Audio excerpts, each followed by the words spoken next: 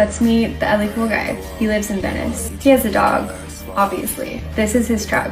It's from 1987 and it runs fine, he says. He surfs a lot, but you've never actually seen him surfing. This is his kitchen after the remodel. He gutted the whole thing and it's a rental. He never misses the Mar Vista Farmers Market unless he's in Portugal. This is his backyard, Justa. He comes here daily. He's reading an actual book right now, a physical one, and we don't know how he finds the time. He has a very impressive shorts collection. We want more details. He works in music or film or fashion. It's totally unclear, but he's very busy. Follow for more LA Cool Guy.